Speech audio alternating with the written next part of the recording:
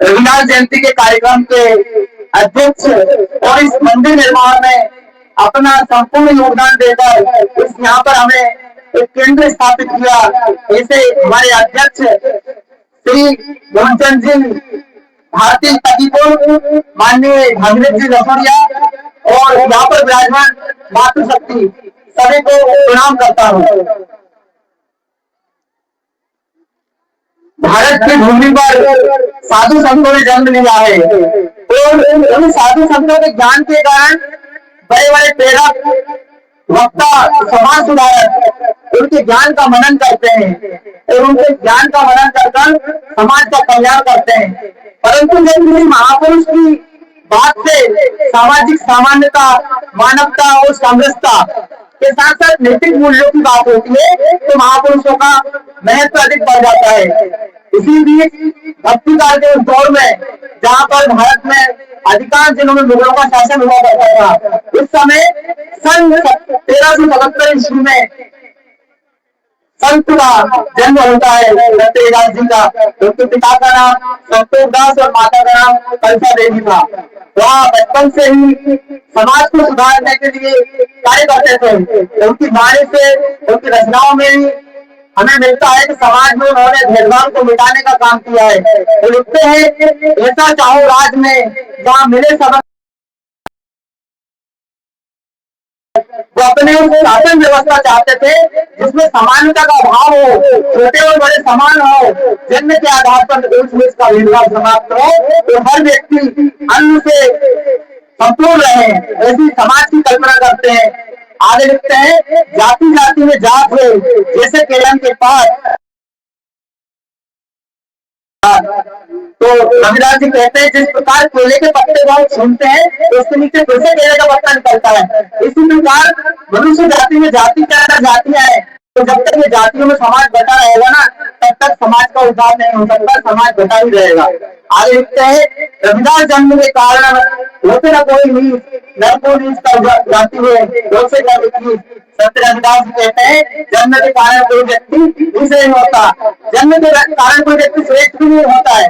तो व्यक्ति श्रेष्ठ उसके कर्म के आधार पर होते हैं, उसके कार्यों के आधार पर होते हैं। बाबा साहब अम्बेडकर जी ने कहा था कि जो समाज अपना इतिहास नहीं जानती, वो समाज कभी अपना इतिहास नहीं बना सकती। तो मैं याद दिलाना चाहता हूँ, 1 जनवरी 1818 की घटना हो जब 500 महासैनिकों ने हमें पानी पीने का अधिकार दिलाने के लिए 28,000 पेशवाओं को गाजर और मूली की तरह काट कर भेज दिया, तब जाकर हमें पानी पीने का अधिकार मिला। इस प्रकार से हमारे महारों ने संघर्ष किया, हमारे महापुरुषों ने संघर्ष किया। डॉक्टर बाबा साहब अम्बेडकर के जीवन में उनके 5 बच्चे हुए, परंतु वो समाज के कल्याण में इतने व्यस्त थे ना कि वो अपने बच्चों को बचा नहीं सके। उनके 4 बच्चों का देहांत हो गया, 3 लड़के और 1 लड़की। 19 वर्ष का जब उनका राय रतन नाम का एक लड़का की मृत्यु हो जाती है, तब बाबा साहब अम्बेडकर को उसी दिन ब्रिटेन जाना होता है। तो ब्रिटेन बाबा साहब की जाने का समय होता है 3 बजे।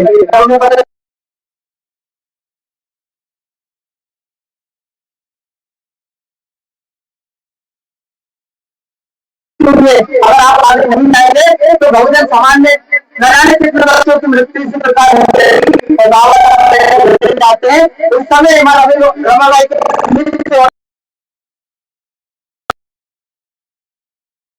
अपनी साड़ी आधी साड़ी का कवन पहनाकर उस बच्चे का अंतिम संस्कार करने का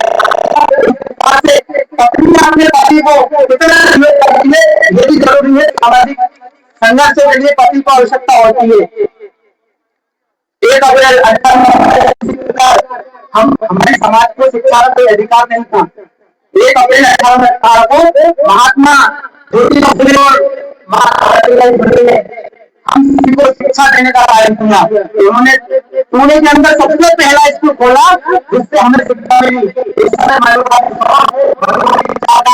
उनके ऊपर गोबर फेंकने का, टीचर फेंकने का कार्य करते थे, वो रुके नहीं, उन्होंने संघर्ष जारी रखा और हमें शिक्षा देने का अधिकार दिया। वो कहती थी माता सावित्रीबाई, तो मैं जब विद्यालय जाती थी तो मैं अपने साथ एक साड़ी अतिरिक्त लेकर जाती हूँ, जिससे कि समाज में शिक्षा की जो कड़ी है उसको पूरी कर सकूं।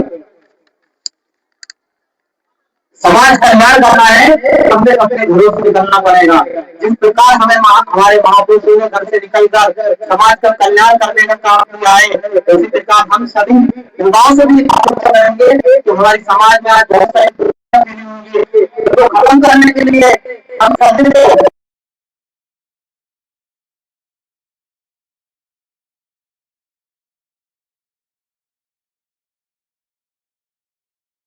मिशन को समर्पित किया तो हमने एक राजनीतिक नई दिशा देने का कार्य किया। महान सम्राट अशोक के पुत्र महेंद्र और उनकी पुष्पमित्रा इन्होंने बौद्ध धर्म का प्रचार प्रसार 20 वर्ष के अंदर किया तो भारत को बुद्ध की भूमि के नाम से आज जानते हैं। तो बुद्ध ने सामाजिक समरसता के लिए काम किया। स्वामी विवेकानंद जी ने भारत को परम लक्ष्य तक पहुंचाने के लिए पिताओं के सम्मेलन में भाग लिया। इसी प्रकार भगत सिंह ने मां भारती को स्वतंत्र कराने के लिए 23 साल की उम्र में फांसी का संदर्भ चुना। इसी के साथ मैं अपनी वाणी को विराम देता हूँ। युवाओं से मेरा आग्रह है कि हम एक अच्छी समाज का निर्माण चाहते हैं, समाज में थोड़ी कोई प्रथाओं को खत्म करना चाहते हैं। आप आइए, हमारा साथ दीजिए, हम संघर्ष करने के लिए तैयार है। जय भीम, जय भारत।